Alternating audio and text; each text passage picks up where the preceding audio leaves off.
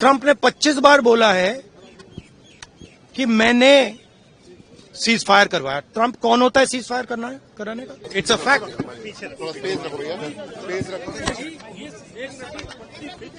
थोड़ा नीचे कर लो।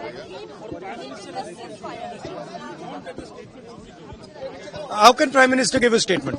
क्या प्राइम मिनिस्टर क्या बोलेंगे कि ट्रंप ने करवाया है? बोल नहीं सकते हैं, बट सच्चाई है। ट्रंप ने सीज फायर करवाया है, पूरी दुनिया जानती है।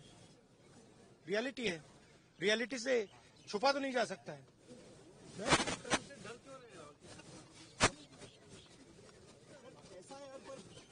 तो और ये सिर्फ सीज फायर की बात नहीं है, बहुत बड़े प्रॉब्लम्स हैं जो हम डिस्कस करना चाहते हैं।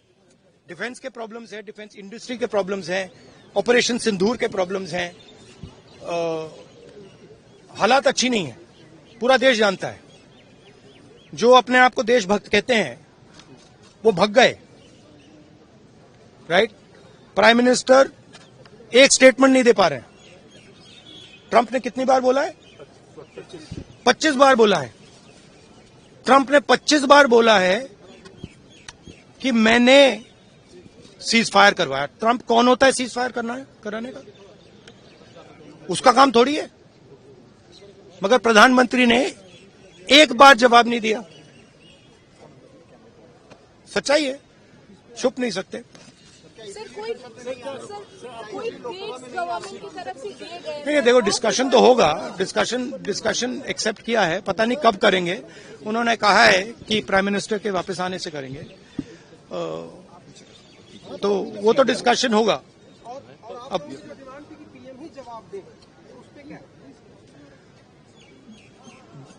देंगे, बट पीएम का जवाब तो चल रहा है ना, ऑनगोइंग जवाब है।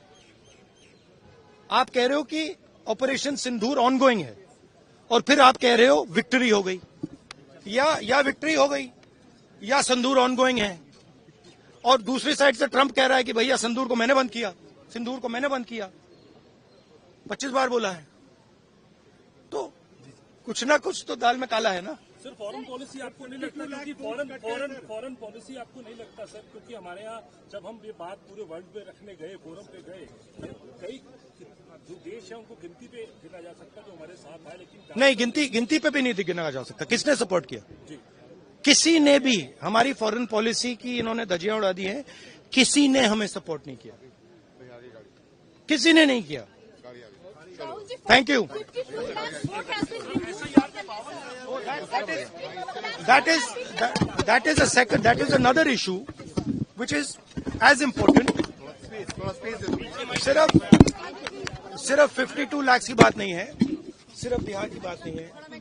महाराष्ट्र में इन्होंने चीटिंग की। हमने सवाल पूछे इलेक्शन कमीशन से, वोटर लिस्ट दिखाइए।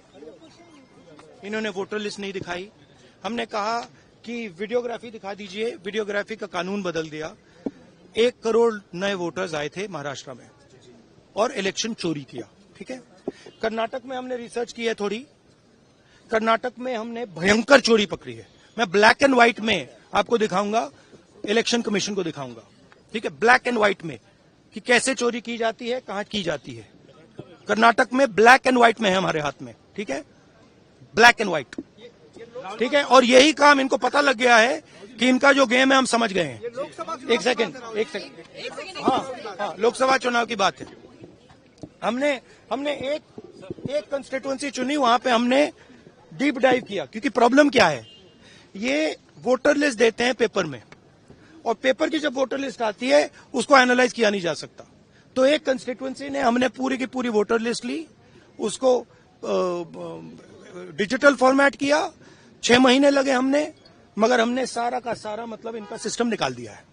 ये कैसे करते हैं, कौन वोट करता है, कहां से वोट होता है, कैसे नए वोटर बनते हैं, पूरा का पूरा हमें मालूम है। चोरी का फॉर्मेट बदल दिया इन्होंने। नहीं, अब इनको समझ आ गई बात। ठीक है, और अब इन्होंने क्या किया है कि अब हम बिहार का पूरा सिस्टम नए तरीके से करेंगे, वोटर डिलीट करेंगे और नए तरीके से वोटर लिस्ट लाएंगे। हिंदुस्तान में इलेक्शन चोरी किए जा रहे हैं, ये रियलिटी है हिंदुस्तान की। Thank you.